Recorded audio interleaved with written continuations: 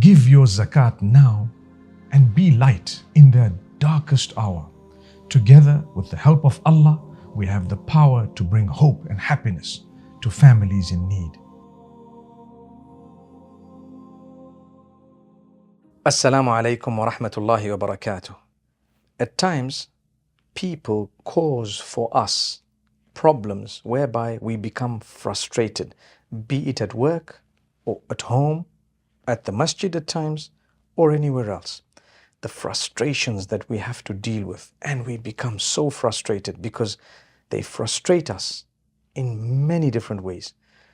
Again, and we must repeat, whenever dealing with difficulty, primarily we talk of the coping mechanisms and the remedies.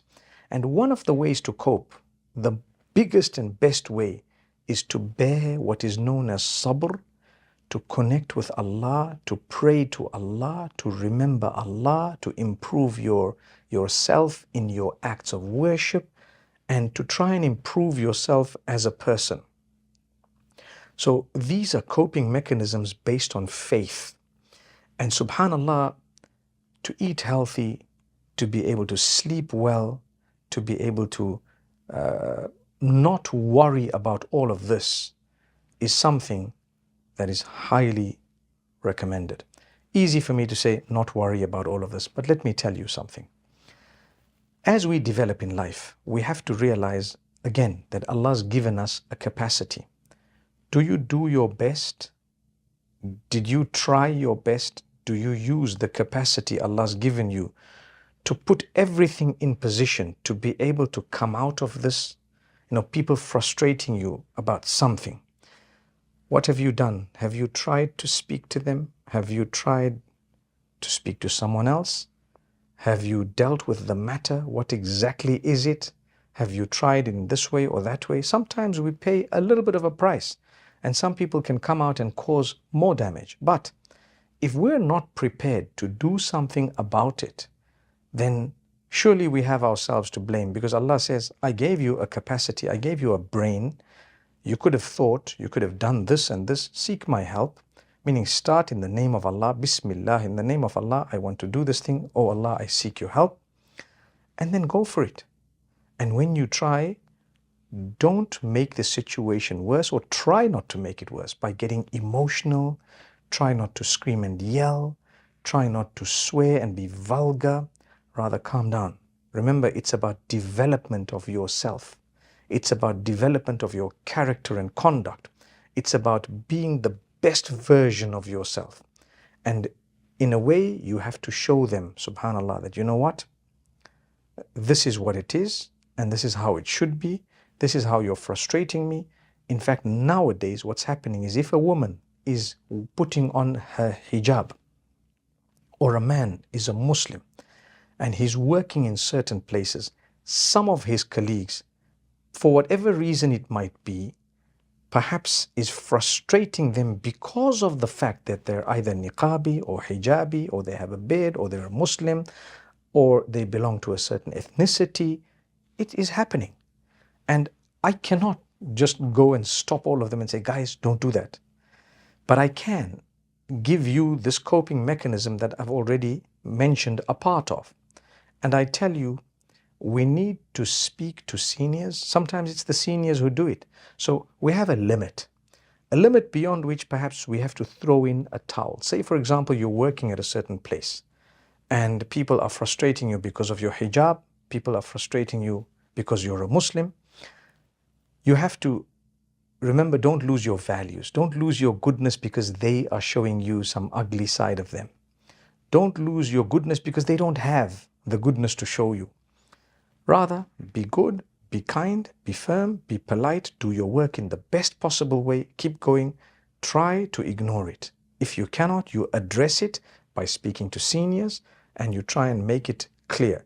If it's coming from the seniors, and it does in a lot of cases, then you might want to address it by putting in a proper complaint, or seeing what exactly it is and how far you could go. Maybe engage them, maybe show them, maybe educate them. And then there comes a point, like I said, where perhaps if everyone there is, or if those are above you, like seniority, the positions, those who've employed you, those because it's an example of a workplace, you might have to throw in the towel, like I say, and at a certain point you may have to leave. If you do, Allah is with you. You will never, ever suffer a loss with Allah. Temporarily on earth, it might be. You might be eating into your capital because you're not earning anymore. This can also happen for people who perhaps might be, say for example, supporting Palestine. And we all do. So people might decide to close your accounts. They might decide not to do business with you. So be it. It's one of those things. Take it in your stride.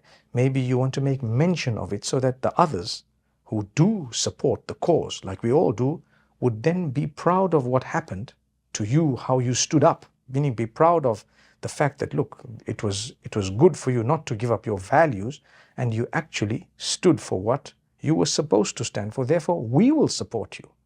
And that's how it should be. So dealing with this type of an issue, we need to remember we're a family. We have to be. And this is why, even if we do have differences amongst ourselves in terms of jurisprudence or a few differences here and there that we do have, on a broader level, we are believers who are supposed to be a family. Al-mu'minuna kal-jasadil wahid. The believers are one body, like one body. If a part of it is in pain, the whole of it is in pain. If a part of it is complaining, the whole of it cannot sleep, cannot rest until it is helped and dealt with. The sad reality is we are unable to do that in many cases. And that's why we struggle. So until we don't realize that we need the togetherness, we're not going to solve many problems.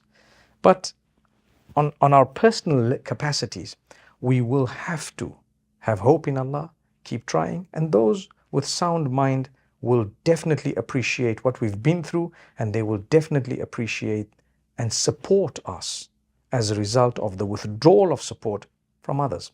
For example, if you've lost your job and there is another person who really has been touched by what you went through, by right, they should give you a job, or they should look after you, or reach out to you at least. May Allah make it easy. May Allah help us to do the right thing. And this is why I say we always address two sides or more than two sides of the issue. One is those who are the victims, two, those who are the observers watching, the perpetrators as well. That's a third side to it. And those who are cheering on the perpetrators, that's another side to it. So we have all these types of people in the world. Look where you belong and look for those who understand that we belong in one category of people. May Allah Almighty truly help those who have these frustrations, but at the same time try not to let it bother you, because you have to understand it's Allah. Allah has planned this out in a way that when you have a connection with Him, He's going to test you, and that test is bigger when Allah loves you more. Look at the prophets of Allah. They went through so many tests, loved by Allah. They didn't ever say, oh Allah, why did you put these tests in our lives? They knew that that's what we're on earth for, to go through challenges. So if Allah's decided that I'm not going to work here anymore, I won't. I will leave, or perhaps I might lose a contract or two, no problem. But what I achieved as a result was the pleasure of Allah. Sometimes I might lose worldly, temporary loss, no problem. Like I say, it's okay. Allah Almighty will guide us, He will help us, and in a short span of time, for as long as we were patient, and for as long as we kept thanking Allah and appreciating all His other favors upon us, Allah will open the doors. And when those doors open, you won't have any regret for what you did.